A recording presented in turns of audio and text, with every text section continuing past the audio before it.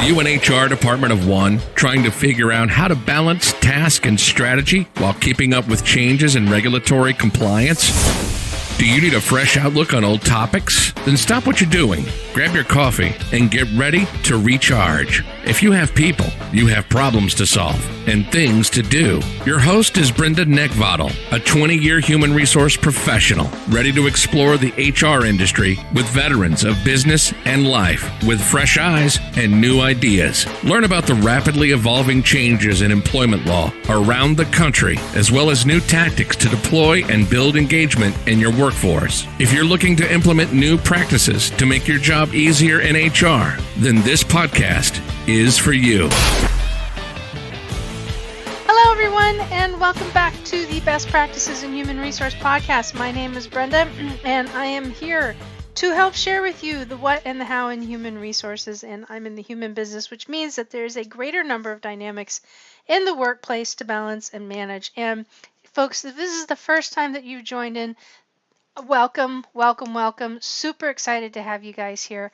And if you are listening and are a returning listener, a repeat listener, thank you so much for coming aboard again and sharing this adventure week after week, month after month. You guys just fuel the fire. And I tell you what, some of the comments that you guys have been leaving in your ratings, in the podcast reviews, thank you. Very, very humbled by that, and I really, really, really appreciate it. Okay, so today we're going to be talking about, we have got employment law changes across the nation, and I'm going to share with you later in the show where you can actually get access to these articles. Also, very special guest today, our main topic, we're going to be talking about resiliency and leadership with U.S. Navy SEAL Mike Day. Super guy, really good friend of mine, incredible story, and just love what he has to say. We laugh a lot. I think I giggle more than I laugh, but we laugh a lot in this episode. Also, we've got the HR question of the day, and at the end, I'm going to tell you how you can get best practices delivered right into your inbox. Now, folks, before we move forward, the information that is available through this podcast is, in fact, for informational purposes only and not for the purpose of providing any form of legal advice. You should contact your attorney to obtain legal advice with respects to any particular issue. And if you do not have an employment attorney, go ahead, reach out to me, and I may be able to refer one to you through our affiliates program and our friends over at Jackson Lewis. All right, so let's get to it. So, employment law updates across the nation. OSHA and Immigration Services are actually putting out a lot of really great information in pertaining to the coronavirus. So if you guys have employees that are traveling throughout the world, make sure that you stay up to date on what is out there. As far as there were 6 new countries that were actually added to the list in which there's a travel ban in effect.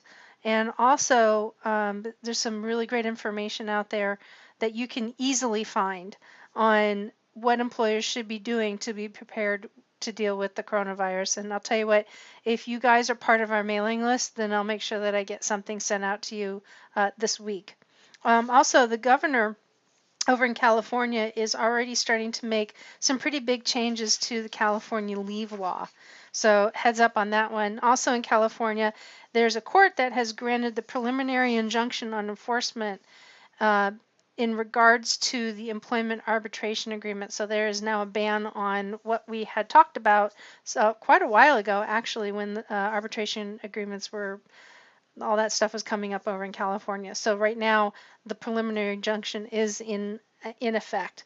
Over in Maryland, they have enacted a statewide ban the box law. So if you're in Maryland, make sure that you are updating and checking your employment applications on that. Over in Ohio, there's an appellate court that found that the overly broad arbitration agreement is actually unenforceable. And lastly, over in Texas, one of the courts has rejected an effort to dismiss the non-compete lawsuit based off of free speech grounds. So that is what is going across in the nation this week.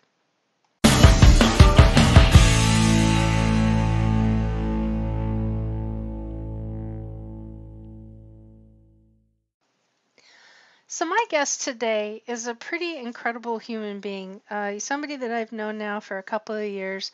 I have a tremendous amount of respect for, and He's about ready to do some pretty cool stuff. He's got a book that's coming out. He's got an amazing story, and there's a lot of podcasts out there right now that have. I think there's probably about maybe 7 that have done real in-depth conversations with him about the incident that took place where he was shot. And Mike just wasn't just shot; he was shot 27 times. He took 11 rounds in his plate, 16 rounds throughout his body.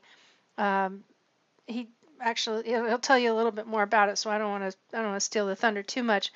Then he took a hit from a grenade immediately after that, wound up losing a guy on that operation, got everybody accounted for, took down the 4 bad guys that shot him up, and then he walked out to the helicopter.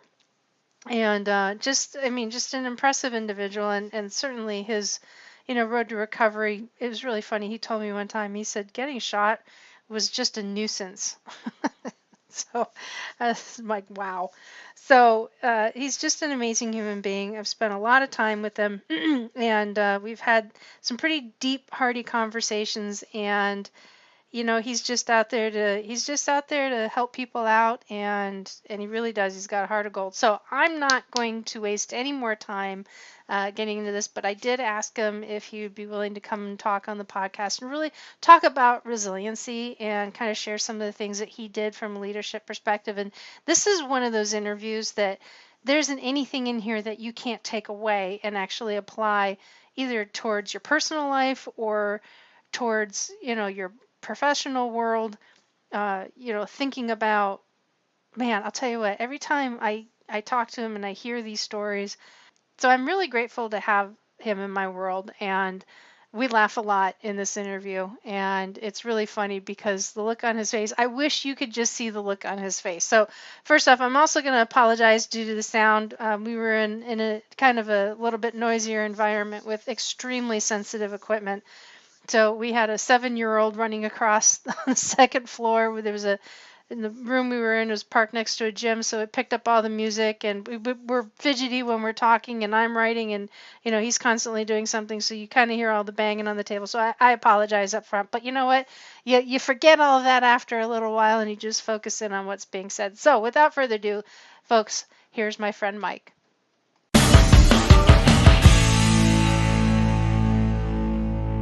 All right, folks, I have somebody that I am excited to have on the episode. It's somebody I've been waiting to get on here for a little while. He's a good friend of mine. And in the intro, I spoke about him for a few minutes. But, folks, I'd like to welcome Mike Day, my friend Mike Day. Hi. What's up, Brenda? Thanks. Not much. How are you? Thanks for having me. You're welcome. And we've got Hera, the Wonder Dog, underneath. Since I don't have a Wonder Dog anymore, she's adopted Champs Old title. She doesn't bark. She's awesome. I love her. Me too. She's a pretty girl. Her butt literally is keeping my feet warm right now.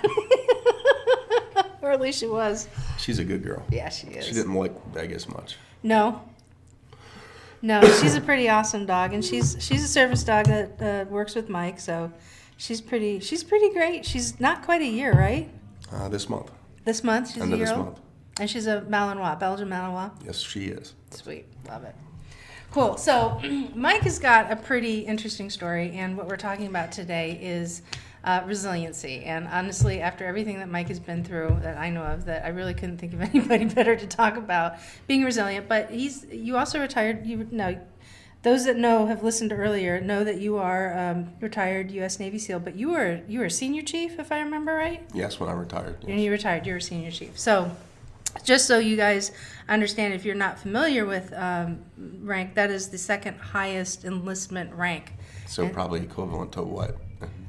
Probably HR. like director level in a corporation. Really? Yeah, master chief and senior I was chief. Well underpaid then. Well, I'm sorry, I can't help you with that. But I'll get right on it, sir. Anyway, so a lot of what Mike has to offer is his backstory, and how he's pushed through in his leadership, and some the goal is to provide some tips and tricks, and take good takeaways for anybody who's listening to this episode, either be it an HR professional or anybody in a leadership capacity, on an experienced full-term leader. So this will be awesome. Yeah, I think so. I think so too. Yeah, and you can swear. You know that, right? I'm practicing not. There's places I'm not supposed to. My guests, that's the rule. We don't talk politics on the show, and guests can swear. I have no problems with it. We'll just flip it to explicit. They'll just bleep it. That's exactly right. Cool. So so people understand a little bit more about who you are, would you do me a favor and would you kind of give a little bit of your backstory so they understand where you're coming from? Well, the whole story is going to be available in hardcover. I know. Here 9 June. I'm so excited about that. You guys can follow me on Mike Day 5326 on Instagram until I get my social media straight. But I have a book coming out 9 June called Perfectly Wounded. I also have a website, perfectlywounded.com, where the book can be pre-ordered. And it's a memoir on how I built my resiliency and how I got to where I was and where I am now. How I didn't know I was doing things just subconsciously because of the situation I was in, until I was able to bring it to the conscious forefront and actually apply it instead of kind of just like stumbling through. But I do go off on tangents, and I'm going to blame it on repetitive knocks to the head. I can't even remember the original question right now. We're off on such a tangent. The question was a little bit about your background. Oh, the background. There you go. We haven't even gotten to the first question. It was a statement. Well, we can't go into memoir format for background, but I would say for what we're doing here, I was in the Navy for 21 years. Most of that was in the SEAL teams, in all levels of leadership, and quite honestly, in a position where, in positions where it was hard to find the patience to be someone that could follow, which was a good lesson for me. It's a very aggressive society in the SEAL teams. It would be a terrible place to be if you weren't somewhat mostly competent in all skill sets. If you had to work and try, it almost has to be like a natural thing that comes to you. But it's also not expected that you know how to do all that stuff when you show up. And as leaders, I don't think we should expect people to know things that we know and forget where we came from, on how stupid we were when we were in those positions. That's what duct tape's for. All of pain is sometimes the best teacher, was for me. But I don't think we can do that out there in the corporate world. No, not really. It'd be pretty efficient, but that's not the case. I mean, the SEAL teams worked well because leadership went up and down. There wasn't as much as a delineation between enlisted and officer. Quite honestly, a good officer is somebody that knows that he doesn't know what he doesn't know, and the learning curve for an officer in the SEAL teams is very, very, very steep. I was in my 8th platoon when my officer in charge was in his 2nd platoon, his 2nd deployment, and he was a really good officer. And I can also say that about myself too. I can't assume that I know everything. When I did my platoon chief slot, I was very lucky to have the group of guys that I had. I say I really didn't have a job because they all knew what they were supposed to do, and occasionally I would get to the point where I micromanaged them, and they would always tell me, "Hey, Chief, get out of my back pocket." So that was, for me, for a role of leadership, to understand that you can't have your mitts and everything. You just got to trust the people that you work with, and it turns into a matter of respect and trust. If they don't trust you, they ain't going to do anything for you. Right. So that's certainly that's true in teams in general. You have to set your expectations. I say if there's anything that I get into the most is when it comes to dealing with like group dynamics, interpersonal connectivity in building the trust and with your team, is that you have to set your expectations. If you don't set your expectations, nobody really knows what to aim for. And they don't know where to operate because there's boundaries in everything. And either you're making it or you're exceeding it. More likely that people are far below it. And if you don't put your expectations out there, I mean, the SEAL teams, from what I know, they're pretty darn clear about what they expect you to be able to do and not do. And then what you don't know how to do, you get the appropriate training for it. But if you don't set the expectations, then basically all you're doing is just managing chaos at that point. Well, it's funny that they are stated very specifically, expectations. And then the SEAL teams, if you're at just those expectations, you're not doing too good. So the whole doing the limbo, doing the minimum Right. to get by is not accepted, and it stands out. Right. So a lot of what people know you for, and this is what leads into our resiliency and leadership conversation is what happened to you specifically overseas. That little gunfight. That little pew pew moment you had. Yeah, so I went almost 19 years in the SEAL teams. Quite honestly, I think some of my childhood was more dangerous than anything I did in the SEAL teams. With nothing more than broken fingers and toes. So I can't even say I've ever had any injuries up until this point. And we're on and off inside of the last 2 weeks of our deployment doing a turnover operation, and I entered into a room and got shot 21 times. I took 16 to the body and 11 to my body armor, and it was everywhere. I was the only one to get in the room. There was 4 guys in the room. 2 had AK-47s. One of them had an M4 and one of them had a pistol. And I got into this gunfight by myself with these 4 guys. Lost my rifle as soon as I got in the room.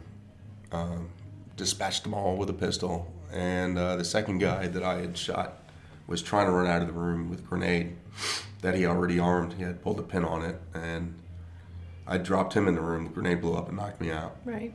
So it was an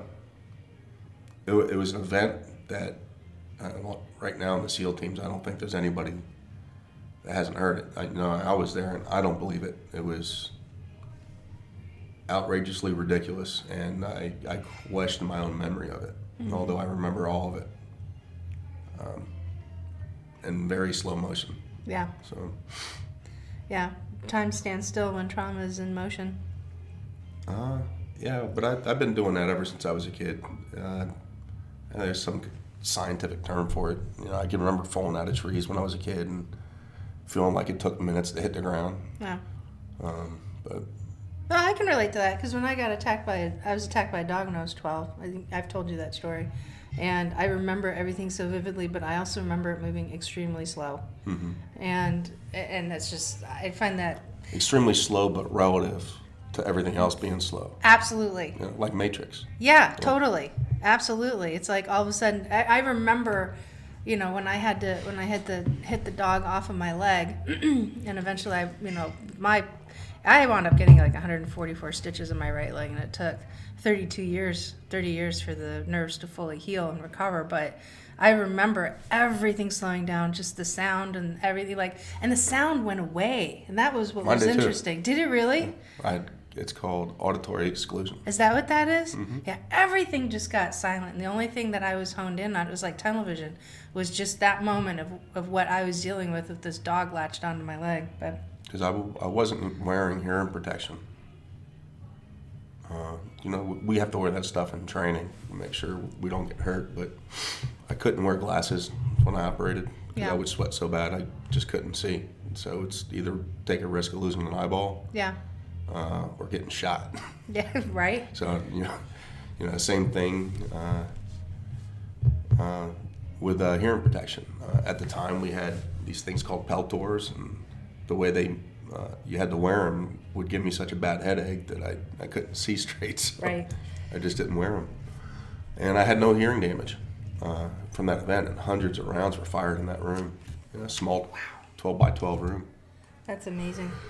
So you go through your recovery period. I know what you shared with me is that once you were released from the hospital and you were able to return back to the SEAL teams for, obviously you weren't in a deployable condition, but you were working and continuing to support back end ops here back in the state. Anything that needed to be done, and we won't disclose Actually, what had to be done. The reason why I got out was because I was deployable again, and they wanted me to do an 18-month-long deployment. 18 months? Yep. Wow. And For some reason, I thought you med boarded out. Nope.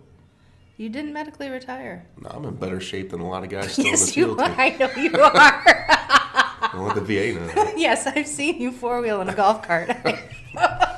I know you are. Oh, anybody can four-wheel a golf cart. But that's what I'm saying. Yes, but you do it with flair. You have your own style with it. But I think that's what I'm referring to is that, here you are, you get right back into the game again, where a lot of people, when they face something that traumatic, they go inward so far that it's hard to come out. And I think that's a part of resiliency. Well, it is. I mean, just like anything, it has to be practiced, and I was forced to practice it. Yeah. My father was a monster. Ooh. The SEAL teams were easy.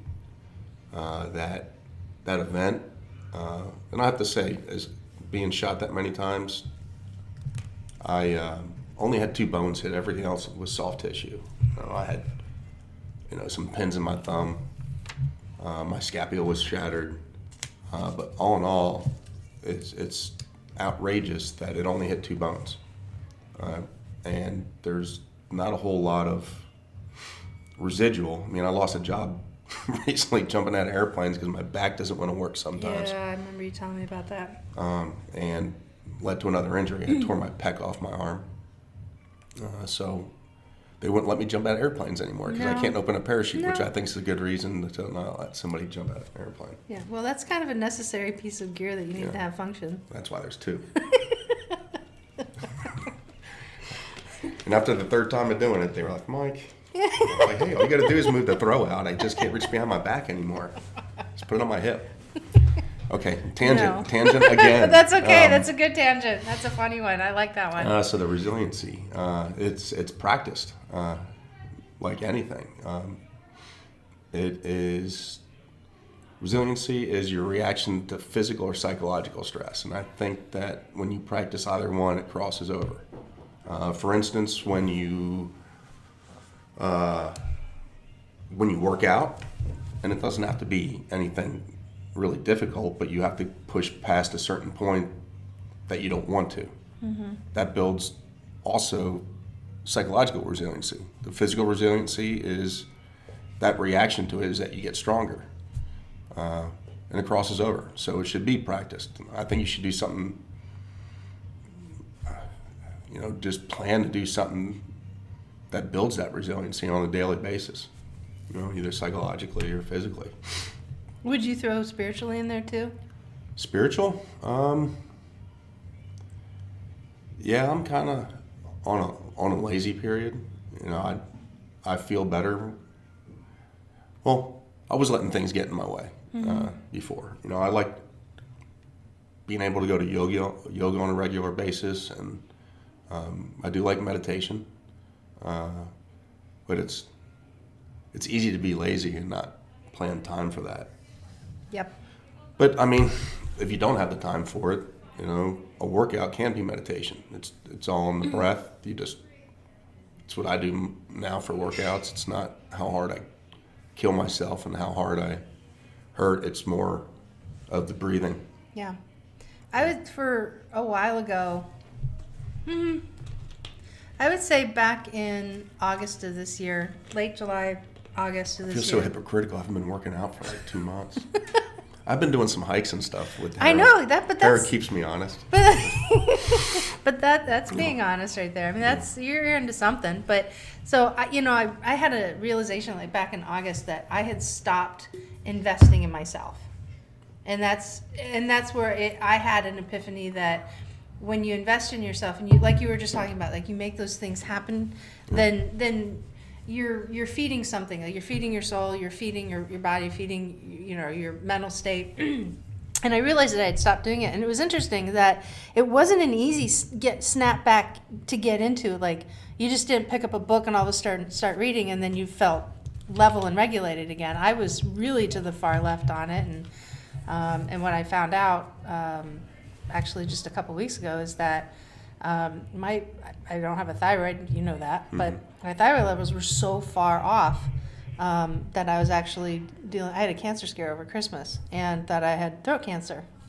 And so we ran all the tests, and thank goodness I don't have anything. But it was amazing to me that how far out of whack things got. And so that's why when I built this community and the things that I talk about with other HR professionals and even leaders that I consult in business, it's like, you got to do something to do something just for you. I don't care if it's just at least 30 minutes once a week. Just do something for you. And then once you get into it, what happens is that you kind of start like really getting into it, like you were talking about how you did all those hikes. I was watching you on Facebook, and you went to some pretty amazing places out there. That was a pretty cool trip. Yeah. I was afraid to put her on an airplane yet, so. Yeah, hi. She's getting ready to fly though. That'll be cool. See how she does. But that goes back to, building something to where when the stresses of life or work really start coming down in your head, your body is capable of carrying that, I think, a little bit better. It is. If you're rested and strong, yeah, you're definitely going to be more resilient. I mean, it kind of comes on, and just because you're stronger at one point in your life doesn't mean that you'll falter later on in that same place. And a lot of that has to do with health. Yeah.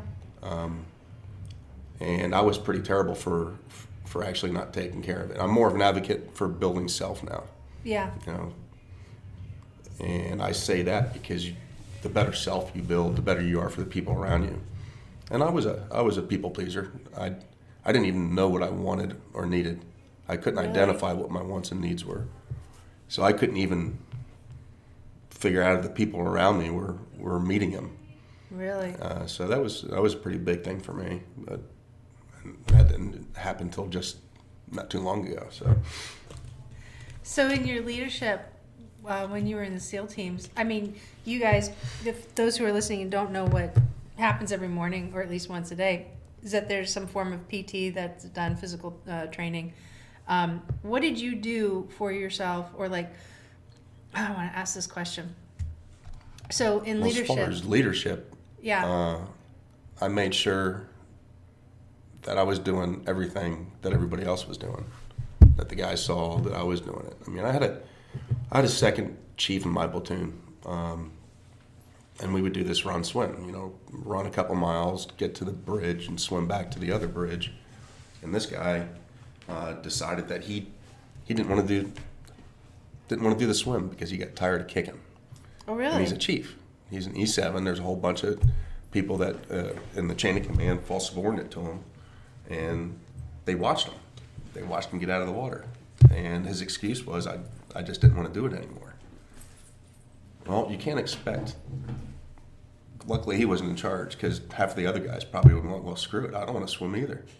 Yeah. I mean, it was cold. We were wearing every layer of wetsuit we had on. I thought it was stupid we were swimming too.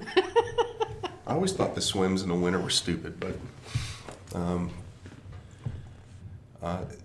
that was, I think, a big part of why the guys respected me, is because they saw that I didn't do as I say.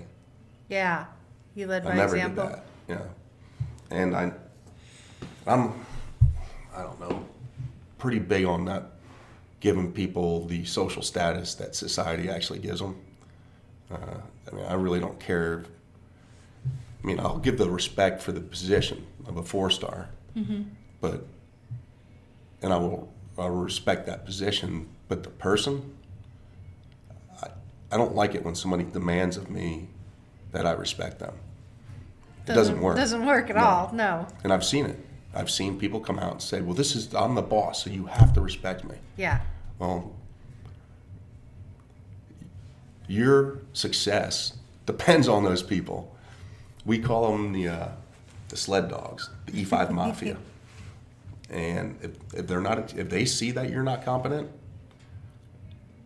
I see chiefs, senior chiefs, officers get fired based on the opinion of a bunch of E5s that are probably in their second platoon.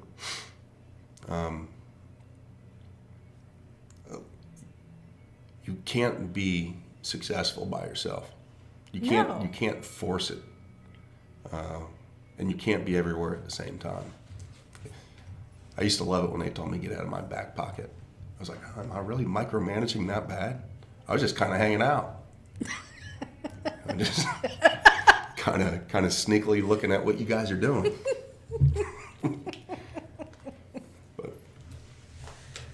And then they had to buy in to, the end state. We all had buy-in, but we also knew each other's jobs up and down. If something was to happen to one of us, we could all replace each other. Not as well. We weren't specialists in all those positions, but... No, but everybody knew what was expected, and if one person went down or got sidetracked or something, then anybody... That's one thing I do know, is that anybody on the op can at least take a step forward and fill the gap. I'm glad some guys never went down with the stuff that I wasn't really competent with, like radios. Right. It's like, man, so many buttons and stuff. So many blinking lights. And this is why I love Mike so much. It's true, though. I know. I knew where I wasn't competent. Well, I was competent. I knew where my weaknesses were. At least I think I do. Once you discover your own ignorance, you have to actually ask yourself, well, how deep does it actually go? But,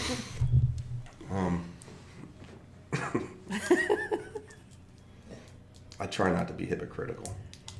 I hate it. Hypocrites. Yeah. What would you say is like your best success story on the teams in your tenure in leadership? I would say that last troop that I did at SEAL Team 4. And I knew it felt good. Being with that group, it was the best group of guys I ever worked with. Everything just flowed. There wasn't a whole lot of conflict within the team itself. Everybody took care of each other. But I didn't realize, I knew it was extraordinary what we got to do and the relationships we had in that group. But it was probably the best compliment I ever got in my career was, I got hurt, I got medevaced, I wound up getting out. And the guys the subordinate guys, the E5 Mafia, went to different platoons, and they went and did platoons with other leadership. And there was a few of them that came back, and they were like, Mike, when you were our chief, we thought you were an asshole. There it is. I cussed. I was consciously cussed. But it's a direct quote. Yeah, it's a direct quote. So you have to actually, it doesn't count. It won't be edited. It doesn't count. They were like, Mike, you were an asshole when you were our chief. But after we went and did our next platoons, we wish we had you back. And that was because I might have been hard without knowing it, but I was always there for everything that had to be done. Would you say that you were consistent? Like you were a consistent leader? Yeah, I think I was. They recognized me to be fair. But I think that's kind of a so in my line of work. I definitely wasn't that, hey, you come over here and pick up this piece of garbage at my feet. Right. In my line of work, one of the hardest things that any HR professional has to really learn how to absorb is that just because it's legal doesn't mean it's fair, and just because it's fair doesn't mean it's legal. And that's a hard pill for a lot of people to swallow. Yeah, but now that I'm in the civilian world, selling this book, the difference between the military and the outside world is that the motivation's different. Totally. In the military, there's no dollar signs at the end, other than what you can save or what you can get away with spending to make things better.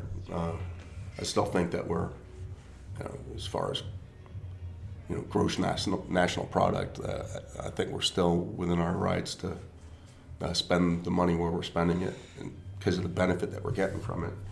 There goes a tangent. What the hell was that question? We were talking about fair and legal. Oh yeah, morality. Morality. But it was all based there on was- it was- motivation too. Well, yeah. Well, the motivation outside of the military is money. Right. That's where, Most of the time. That's where you spun off. Yeah.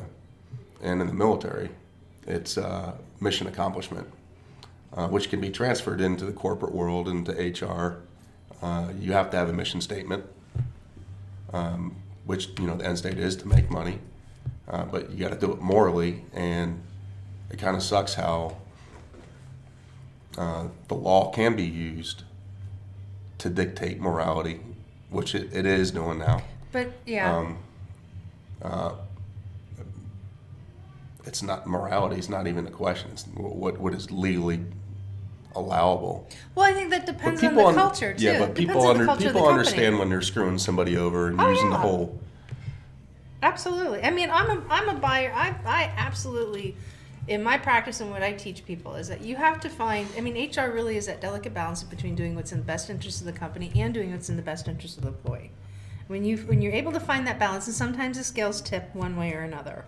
But the baseline on that, though, is that people have to have personal responsibility, and not because I'm in this job, I expect, or my entitlement is that. Yes. No, you don't have any entitlement. You're in a job where you have a right to have a job, and if you don't meet the expectations, like we were talking about earlier, known expectations, and generally known expectations are written on the lowest level acceptable. So if you're only meeting those as an employee, well, someone's going to come take your job. But that respect needs to go up and down. If employees don't know their expectations, don't know their place. Yeah. And when people don't know their expectations and they don't know their place, then you know what? In my opinion, more often than not, that's not on the shoulders of the employee. That's on the shoulders of the leader. Right. And expectations should be evaluated on a somewhat regular basis, like they are in the military. Yep. Whether good or bad, with the option to counsel in between. Whatever it is. If it's an evaluation every 6 months, and that's when that person that gets an evaluation of that time period. But in between, if they're not meeting expectations, you can't wait till they're 6 months out screwing up without somebody telling them. Right. And then just fire them.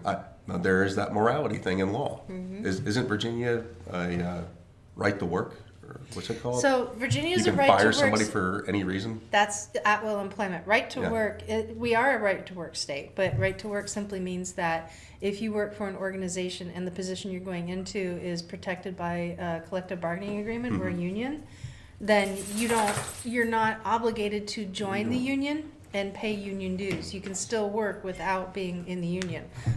At will simply means that the employee or the employer can separate, with or without cause at any time. Yeah, without cause. Right, without cause. So that's kind of. But that's kind of a slippery slope too. You can use that if you have to, because there are difficult employees out there, and that's from the people I know that have businesses. That's their biggest problem is employees, and their personal issues and drama coming to work. And but that's if you can't make a standard 40-hour week and get to work on time, you need to fix that. Yeah. So, but there's a lot of people. Now, first off, at will actually it's more complicated now today than it ever was before, because it can get layered on different types of situations, or it can get layered underneath different circumstances. Like you got to have somebody with that's protected under the American with Disabilities Act. Well, if you have a veteran who, let's say for example, you have a veteran who works for your workplace and they do have an element of PTSD or TBI, and they're pretty snappy with the mouth, and that can cause conflict in the workplace. If that's the sole cause of it, then at will therefore becomes a risk. So being able to separate from somebody just because you can, because they can come back at you with a claim, possibly. That's a very loose. Well, those loose people are out there example. too. They understand the law and they'll abuse it. Oh Lord, and yes, they'll do. have terrible job performance because they know you can't do nothing to them. Kind of like a GS in the military. Just tell me how you really feel, that right? It's true. I know. It's hard to fire one of those people. I know it is, but... Matter of fact, you can have a GS that you want to fire, but you can't fire them, and they just get moved to another position in the same rank. Mm-hmm. They might go from managing like a group of 10 people to handing out towels over at the pool, getting the same pay. I'm exaggerating a bit, but I know you are. Oh my gosh. But theoretically, yes, that is handing towels almost out true. at the pool. Oh, this is why you're so fun to talk to. Oh my gosh. So, what would you say was your greatest success in leadership? What was your best day in the teams? Best day. I don't have one that comes to mind. I had a lot of good times. I just had a lot of fun all the time. Yeah. A lot of times. Well, we say it's those 10 bad trips make up, that one good trip makes up for the 10 bad trips. And we were in a lot of bad places too, but it was just fun. Yeah. Even there, which is probably another thing that builds resiliency within a team, is to do something that sucks together. And that's probably the bond that's built in the SEAL teams, because we do a lot of stuff that sucks together. And it does build a bond, mm-hmm. and a friendship, and a sense of camaraderie where you wind up putting yourself before the other person, and it's all through. If you look at the essence of it, trauma. The suffering trauma together, just doing stuff that sucks. Yeah. It's interesting because I don't think people really realize how collaborative the SEAL teams are. I mean, this is the Navy's elite, and it's kind of a interesting dichotomy because you guys operate collaboratively in an autocratic environment. It works because there's people that, as they come up in rank, are taught those positions. Mm-hmm. And how to work within the system, because we don't, for instance, when we go on deployment, the SEAL teams never own battle space. It's not our battle space. We have to work within the constructs of whoever owns that battle space. And like when I was in Fallujah, that was the Marine Corps. So there was some, I believe he was a colonel that owned the battle space in Fallujah. So we had to get permission from that guy to do our job. And if we didn't have proper collaboration, which, it's sometimes with the SEAL teams in the Marine Corps, definitely prior to 9/11, there wasn't a very good relationship, a good working relationship like there is now. But things that we found that were important, or more so that they found important, we didn't find was important, like clean uniforms in the morning, going to breakfast after we've been working all night, because we're a little bit bloody and muddy. Yeah, and you work at night. Yeah, and we work at night. I mean, you guys are not for parade. No, they didn't like us coming in there looking all dirty. Big thing on their plate. The Marine Corps is more so into, if we don't keep really strict guidelines on everything, then nothing can go right. And in the SEAL teams, it's more of a, here's the end state, here's your guidelines, don't go left or right of these, figure out how to do it. Not giving a step-by-step, this is how you will do it, no deviation, which is more like the Marine Corps is. Yeah. I hope I didn't insult them, because I love the Marine Corps. But no, I don't think you did. I didn't hear anything insulting in there. I almost went to the Marine Corps. I was kicked out of high school in Virginia Beach, at a high school named Green Run, and anybody that's local knows that's a pretty hard thing to do. Went to the Job Corps in Baltimore, got my GED, got a vocation in carpentry, got a journeyman's license in carpentry, tried their college, didn't make the first semester up in Pittsburgh, and went up joining the Navy at 17 years old. And that tangent made me forget the what we were talking about. TBI. That's okay. We were talking about God, now my dyslexia is kicking in. What we were talking about, I asked you. So we were talking about collaboration. And the collaboration with the Marine Corps. That's how that started. You'll be my only guest with a gag reel. So we had to work with so many other units that we were maybe not subordinate to, but we needed them. Quite honestly, they needed us too, but we required their permission and their authorization to do what we wanted to do. So I think that kind of answered that question. It did. Or and that's expounded on it. That's no different than what happens with, companies with different divisions or different departments or different departmental leaders. I mean, everybody's got to find the common ground in order to move forward. And that's the mission statement. Everybody's working towards the accomplishment of that mission statement. Right. And it's amazing how ego tends to trip that up sometimes. Well, it is. I hate bullies, too. Those are usually the ones that try to demand respect because of their position. Because I think we all understand how to respect and appreciate a certain position, but if the wrong person's in it, position it's not going to be very effective. No, it's not. And what I always find interesting is, and every time I run into this, when I get that phone call from somebody that says, I got an employee who's doing this, and it's been going on for 18 months, and I ask the questions like, well, what have you done about it? Nothing. Bitched about it behind closed doors. Tell it like it is, right? No evaluation, no counseling in between, letting people, and that's for good or bad performance. If someone's doing something exceptional well, I mean, I'm not so much that person, but a lot of people like to hear that they're doing the right thing, to get the confirmation that their efforts are being noticed and helping come to the end state of that mission statement.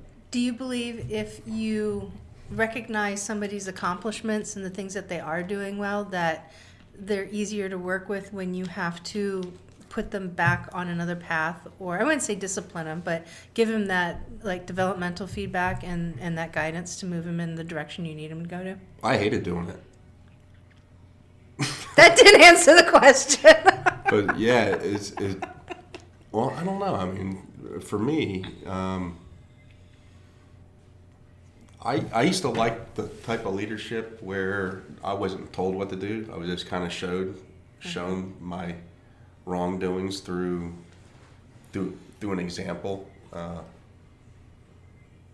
I'll give an example of it. So at the end of that deployment, I actually had to take a break. The guys were all burnt out. Everybody had done over 100 direct action missions. It was a very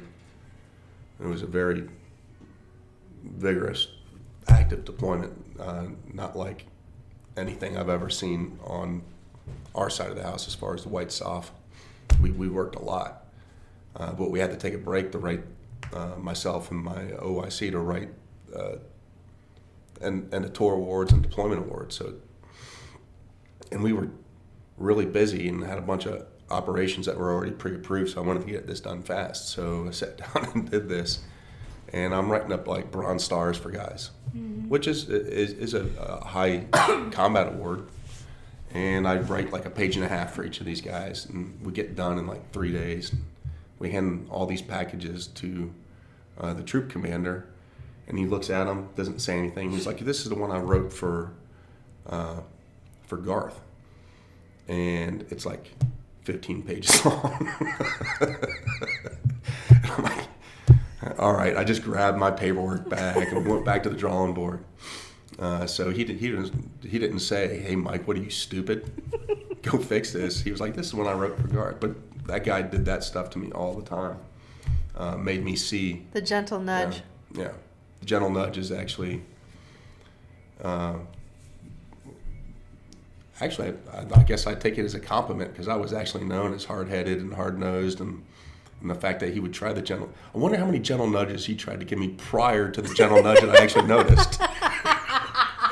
He probably nudged you your whole career and you didn't realize it. Oh my gosh, I just realized that.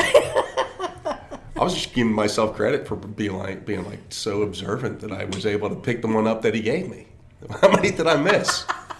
I bet you at least one or two, at least. I'm glad thinking about this all night. Yeah, I'm glad he. I'm gonna have to ask him now. So I'm glad he had the confidence though to keep giving me the gentle nudges, not the slap upside the head, which I've sometimes used. Not literally, but.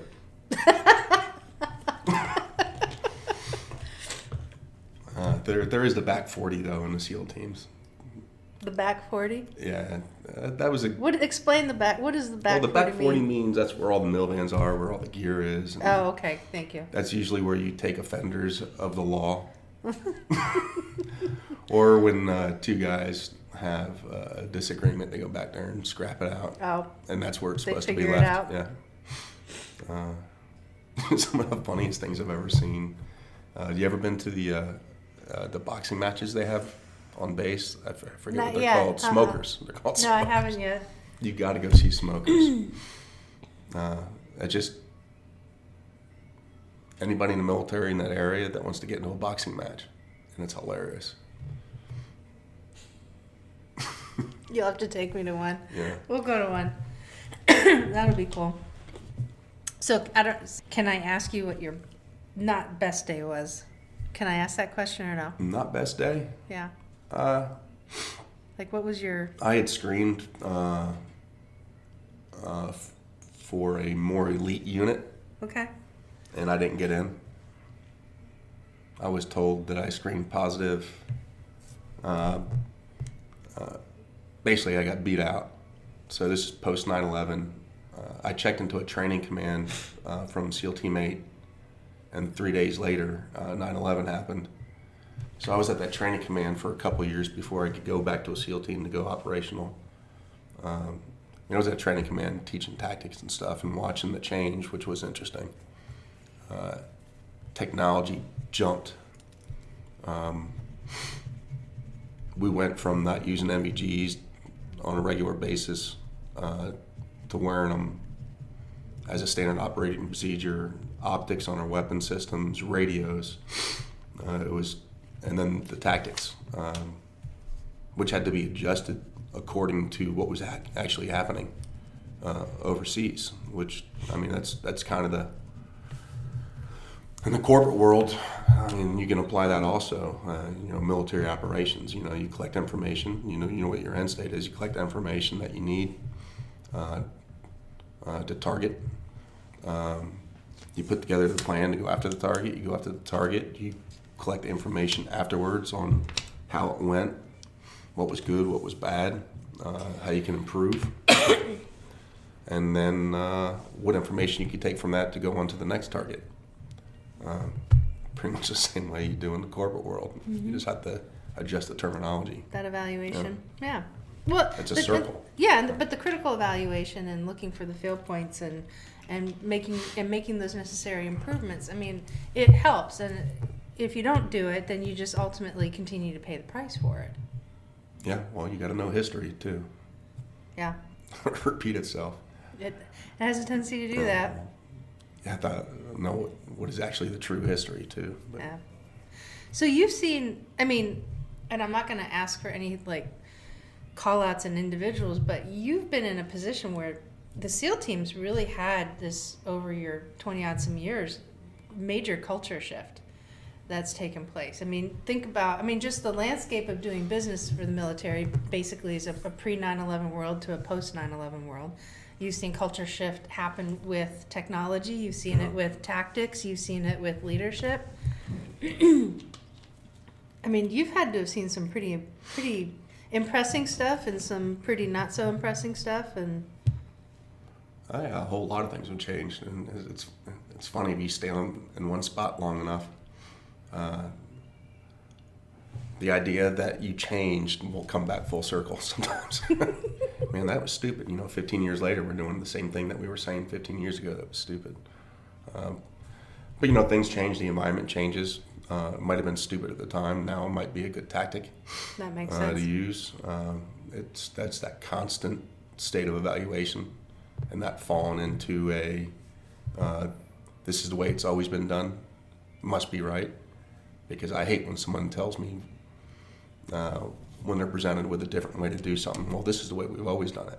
Oh, that drives me nuts. That's a terrible argument. That doesn't mean it's right. There's a lot of stuff that's been done the same way for a long time. Yeah. That's not right. But the environment, people, everything changes. That can make one idea terrible at one point. Probably might be the best idea at another. But was that a tangent? Or were we actually talking about No, something? that was really good. No, I like that. That wasn't a tangent. You did good on that one. So, in the back end of your career, did you start to see a change taking place generationally? I did, and it's reflective, and I think they're smarter now. I mean, we've got a lot more people coming in the SEAL teams. I got kicked out of high school. I couldn't even get in the Marine Corps because I had a GED. Mm-hmm. Thank God. Although I love the Marine Corps, thank God I did not get in the Marine Corps. That would have been a 4-year stint for sure. Okay, that was a tangent. So they, all the stuff that I had to learn when technology started changing on, like our radios, on how to take a picture with a camera where you had to adjust the freaking aperture. These kids don't know that stuff anymore. But no, we would take a picture that would take 30 minutes to take a picture with actual film. Yeah. Develop it in the field, and be like, damn, this. I didn't take the cover off this. And then I have to take another 30-minute picture, upload it to this dinosaur of a computer, try to upload it to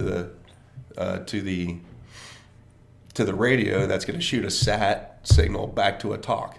And these kids now are doing that stuff in like elementary school with their cell phones. Instantaneously. Yeah, so everything that's like, it's funny what we have as protected TTPs, techniques, training procedures, is become commonplace. Wow. Find friends on your iPhone. Come on. Our iPhone has replaced the flashlight. Jeez, I got an Android. Well, it doesn't matter. Your phone has replaced the flashlight. Whatever. NSA's got a dossier on every one of us right now. So. Well, I'm boring, so they don't pay attention to me. They'll be able to use it somehow, healthcare or now something. that's a tangent. Yes. It is. I like the conspiracy theory. Yes, you do. I was watching too much Gaia yesterday.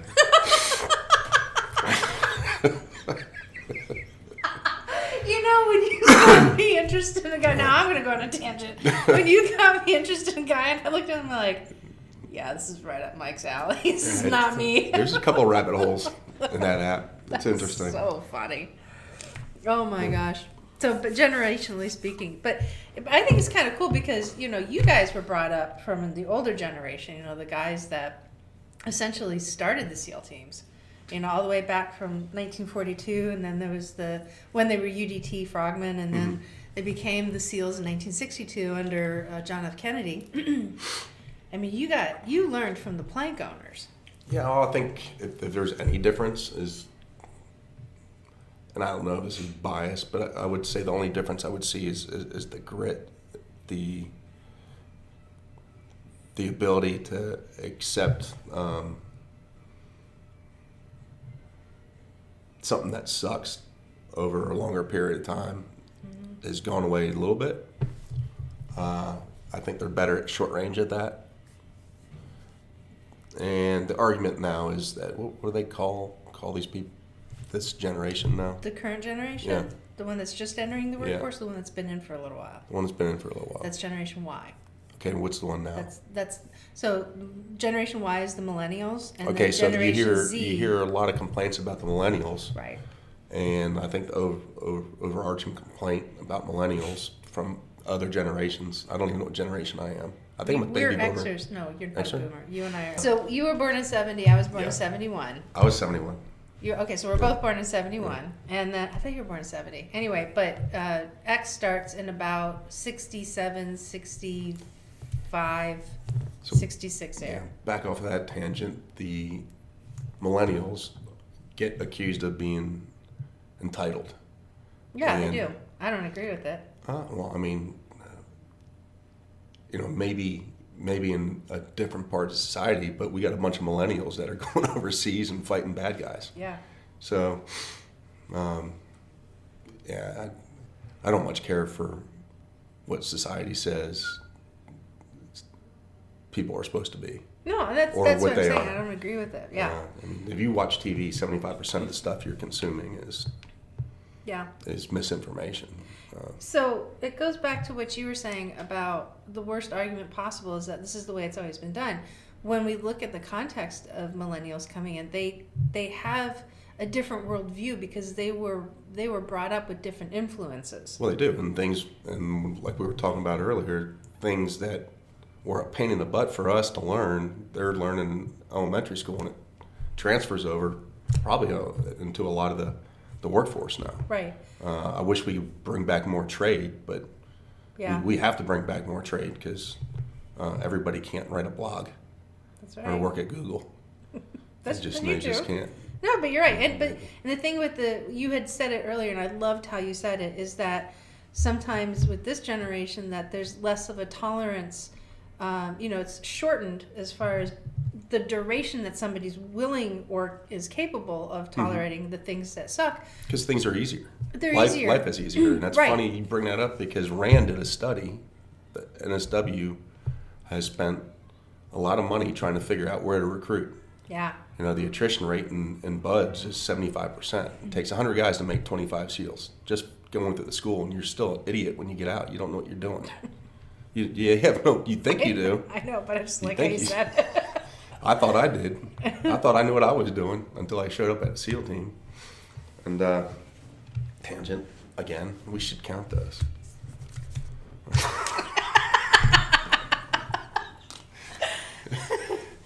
But anyway, you were talking about we were talking about the duration of being able to tolerate something that sucks. Oh yeah. So Rand did this. They did this study to figure out where we could recruit from, and not surprisingly, it was recruit from areas where life is a little bit harder, Midwest. Yeah. The boys that grew up chucking 80-pound hay bales, working the farms. Clark Schwedler, the guy that died on my op, I just came back from his place. Beautiful place, but life is actually, it's a little bit harder because the weather's more extreme.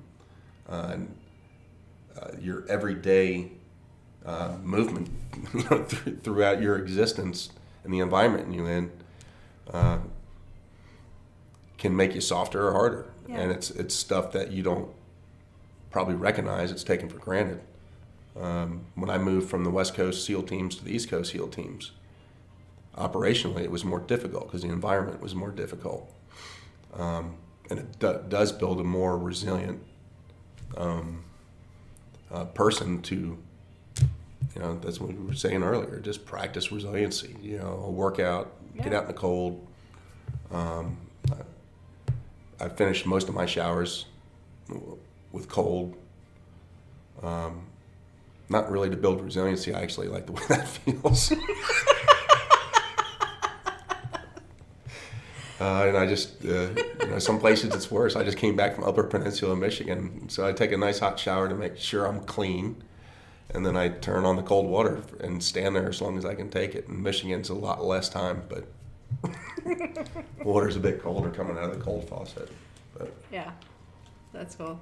So I like where I was going earlier is I like how we talk about the generation that has that shorter duration. I think one of the challenges, I know the challenge that exists out there for leaders is that they're facing that. They're facing that generation that has a shorter tolerance for doing things that aren't comfortable or doing things that they don't like to do or things that aren't of interest, and they want to move on, and because they do have new ideas and they are fresh and they are innovative. And I think it's a real challenge to find the recipe to the secret sauce to keep those individuals engaged in the things that Well, there is no suck. recipe because everybody's different.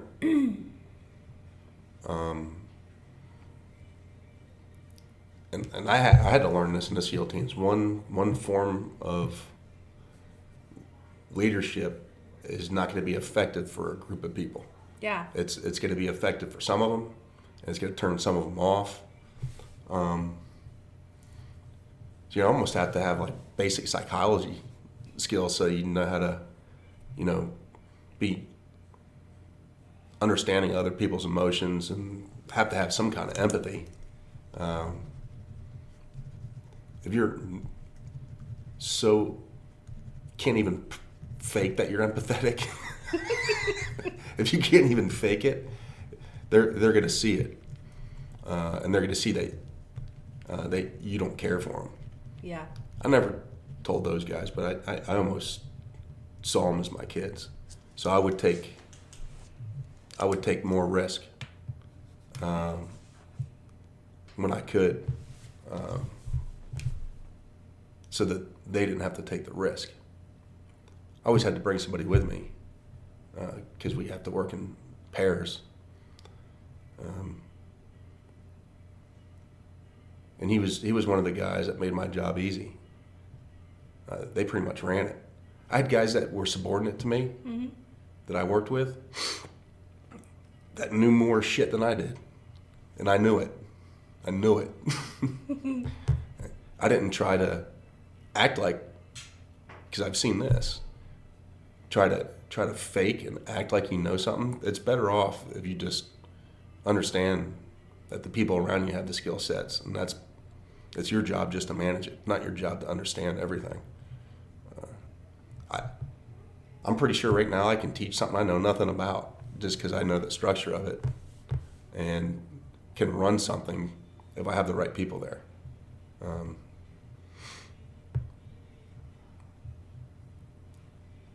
It's something you got to learn. I guess you can actively go out and seek how to understand how different people learn. I don't think you can learn empathy. No, I think that's an most of innate us have thing. it. Yeah. Yeah. If you can get out from underneath all the other stuff that's bothering you, actually Yeah. have empathy for somebody else. But if you're not a victim. Yeah. And But I do think you should build more on self than worry about taking care of other people. what do you mean by that? Explain that. Well, I didn't know what my wants and needs were because I was so busy being a people pleaser, which is more than likely, derivative from my childhood. I had to please people to make sure that I didn't get hurt. Right. And transferred over, made my codependencies from that, transferred over. And until recently, I didn't even really understand my behavior. I didn't know what my wants and needs were.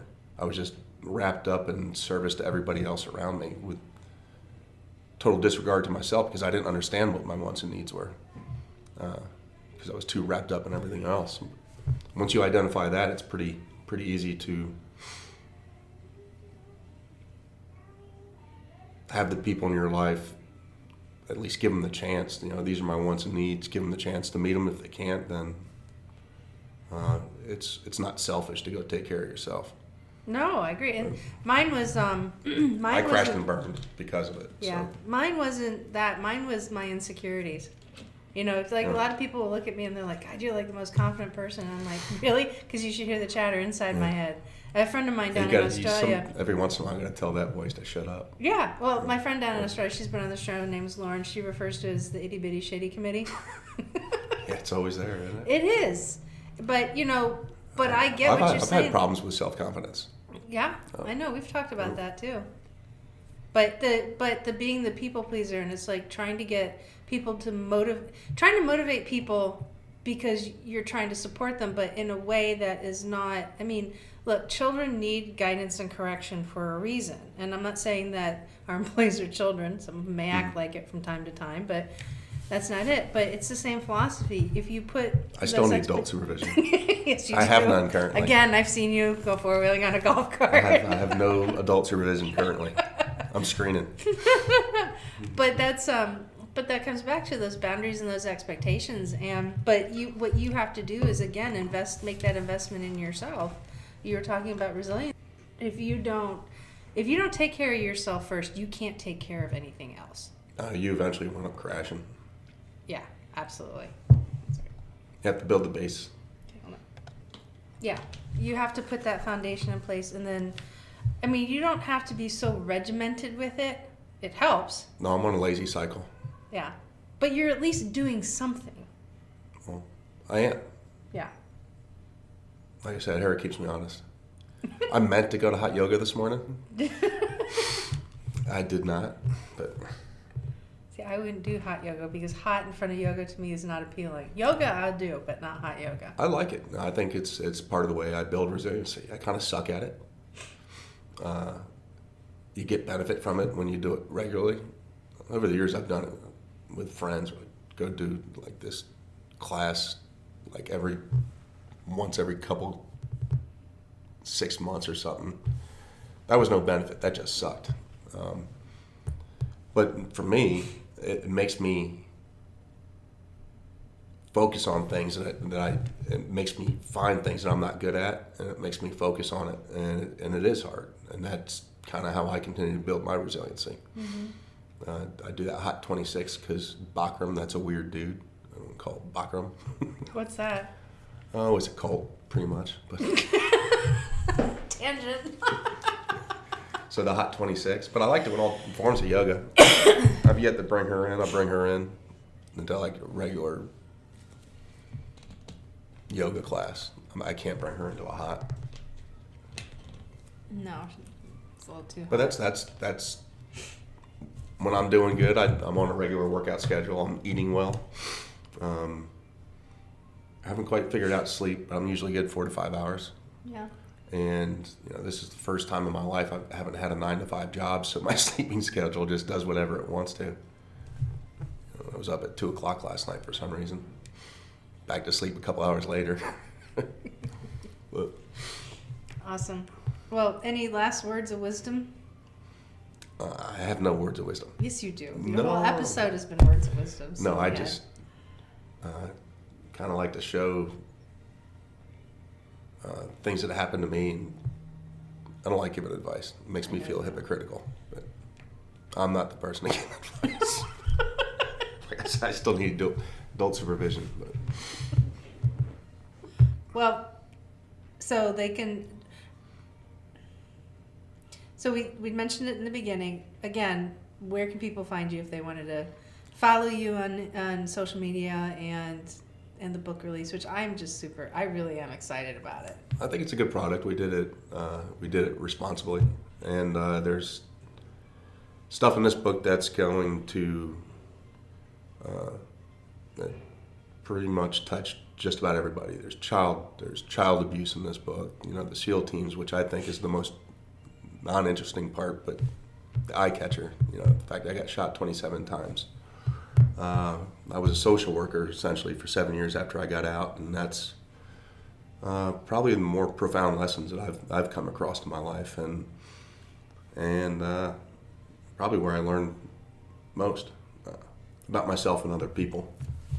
But I can be found on social media on Instagram at MikeDay5326, and on my website for my book that's going to be released 9 June is at perfectlywounded.com. That's awesome. I really am excited for you. It's like you got a whole new world coming at you that. Yeah, it's going to be different for sure. Happens. Yeah. Or I'm going to have to go back to work. No, I think your book will definitely make a major impact. But it's still going to be work. Oh, well, thanks for doing this. I appreciate it. Thanks, Brenda. You're welcome.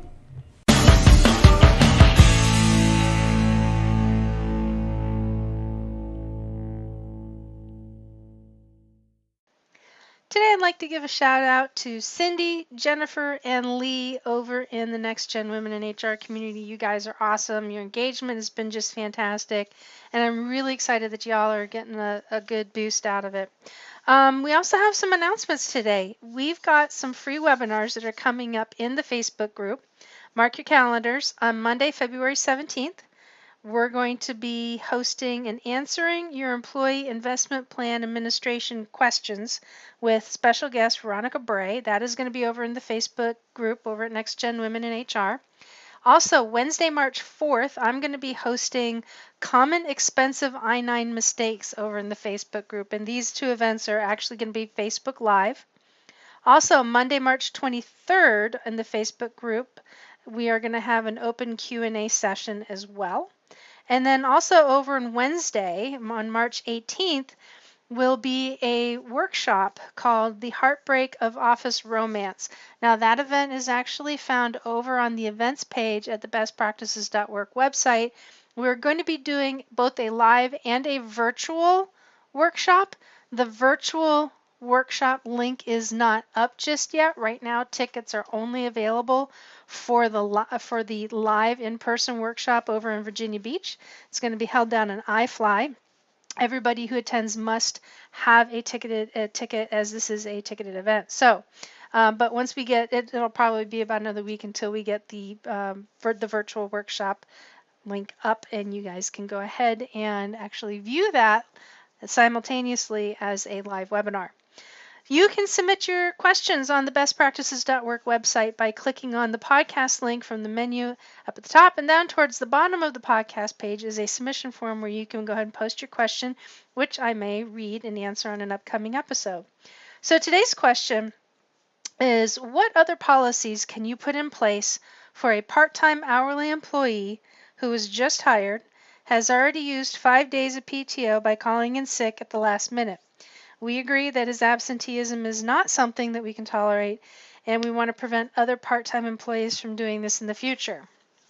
So when I read this initially, my first response is that policies are only going to do so much. And now I don't know the full backstory on this. I only have a very limited amount of information, but as it's phrased, that's the first thing that came to my mind is, if you're worrying more about whether policy is going to be able to stop a freight train, that's not necessarily going to be the case. This situation involves management and involves some leadership in it. If there's an employee, first off, PTO policies, if you have an employee that comes in and they just started, they haven't even been able to accrue any time whatsoever. If they're going into the negative, man, you're really at risk for losing some money with the organization, because the likelihood of that person staying around is going to be very marginal.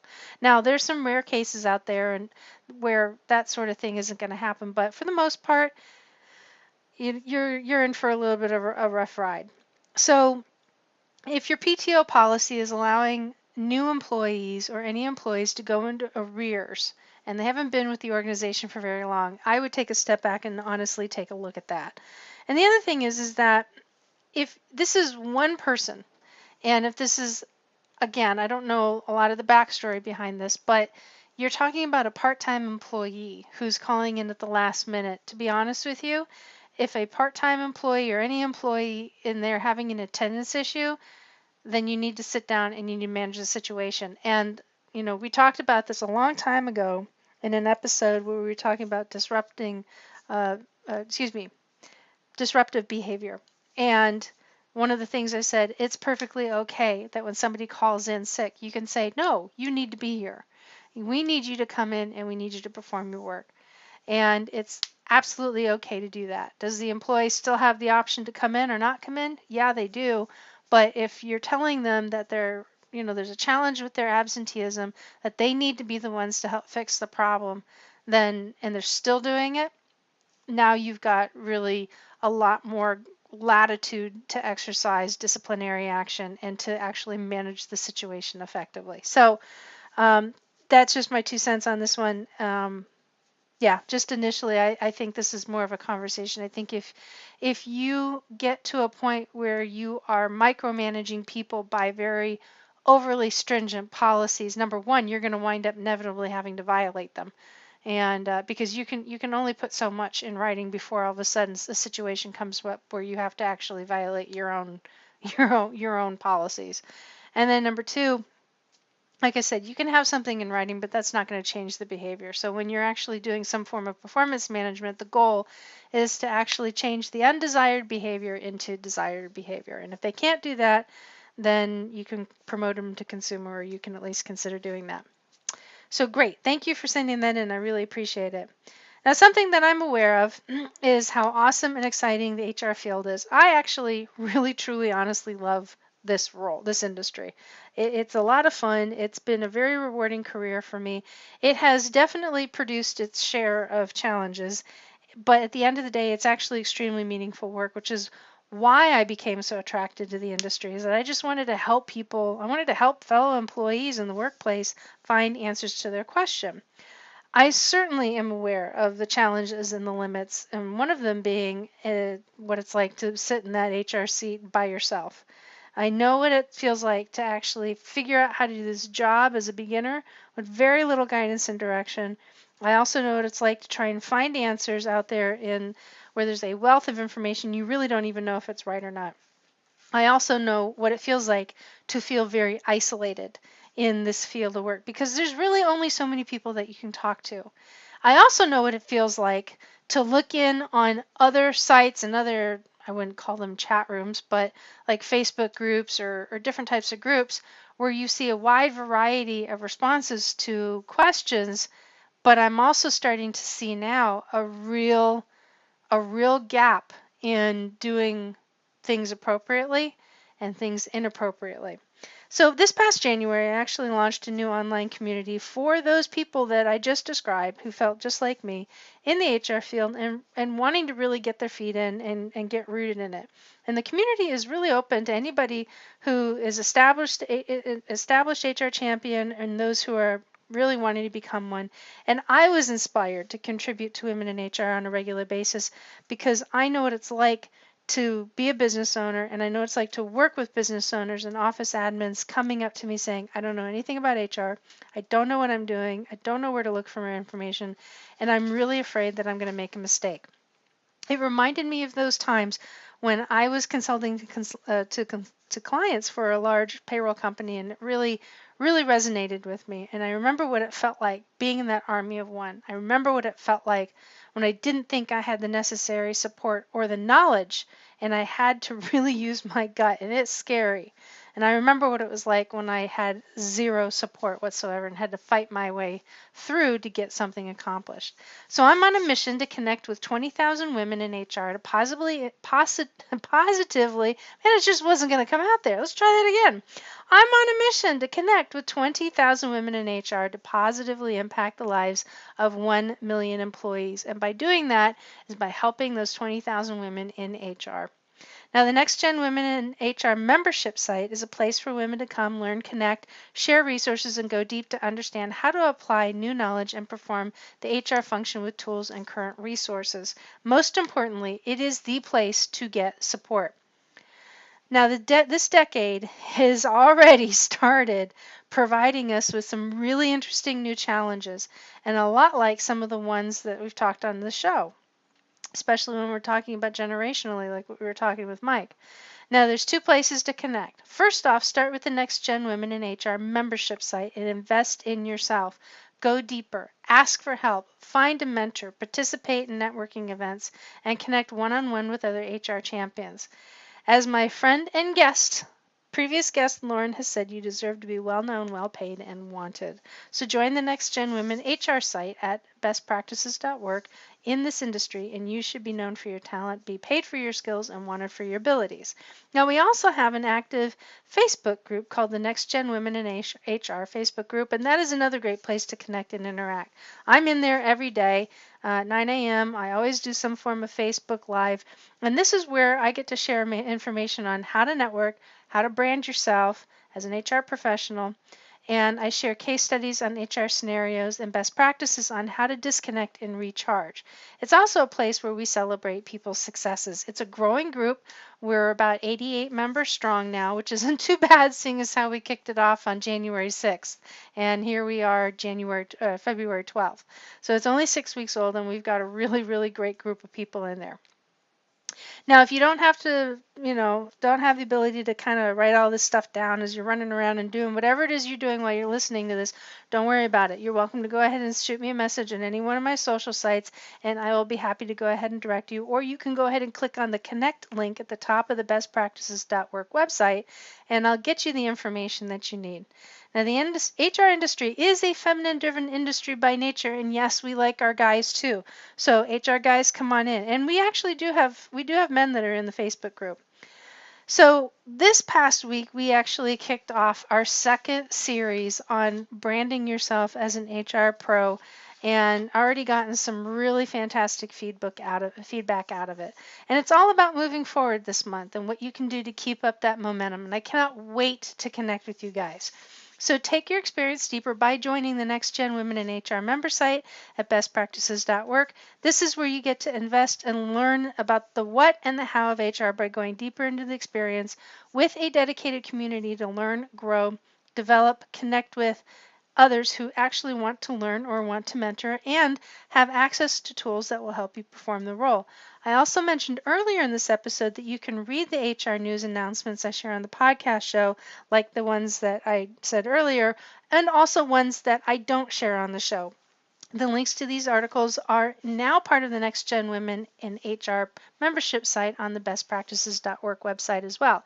And in fact, we've got the SHRM National Conference that is coming up in San Diego this year, and I am going to be hosting a networking event for listeners and anybody who just wants to connect. Anybody who's part of the tribe, people that want to become part of the tribe, that information is actually going to be posted in the Facebook group. All this information is updated weekly and regularly, and it is what helps me stay current in my profession as an HR pro, and I promise you will absolutely help you do the same. And I'm really excited because I'm looking forward to connecting with a bunch of people, and I can't wait to have you into the tribe. Now, you can also follow me over on Instagram and Facebook at Best Practices in HR. You can find me again over on Instagram at Brenda the HR Lady. You can also locate me and follow me over on YouTube and LinkedIn by just typing in my name, which is Brenda Neckvatal, and the last name is spelled N-E-C-K, like the thing you want to choke, V as in Victor, A-T-A-L. And of course, you can always find me over on the website at bestpractices.work. Go ahead and click connect at the top of the page and get my best practices delivered directly to your inbox. And folks, thanks again for yet another awesome episode. Really super excited about what's coming down every week. Of course, I get all excited about everything, so... But I really, really enjoy having you guys here. We're coming up on the 50th episode. Holy cow, this was episode number 47. We've got 2 other really great episodes coming up soon, and the 50th episode. The 50th, I've got a very special guest who kind of took a little bit of a different turn on how we recorded this because we did a 2-for-1 kind of recording. We did a video podcast and a audio podcast at the same time for 2 completely different shows, so it was a lot of fun. The 50th guest is Michael Copon. He is an actor. He was the Blue Power Ranger in the Power Rangers Time Force series from 2002 to 2004. Super guy, a lot of fun. We had a great time. He is a prolific entrepreneur. He's got a pretty good acting dossier, and it's going to be a lot of fun listening. So I'm talking to Mike just the same way as we talked to Dallas when we did the What's on Your Mind of a Young Entrepreneur, and so you definitely get to hear about what a Blue Power Ranger actually knows about HR. So if you're wondering, stay tuned. So you guys have a really great one, and I'm out. I'll talk to you later.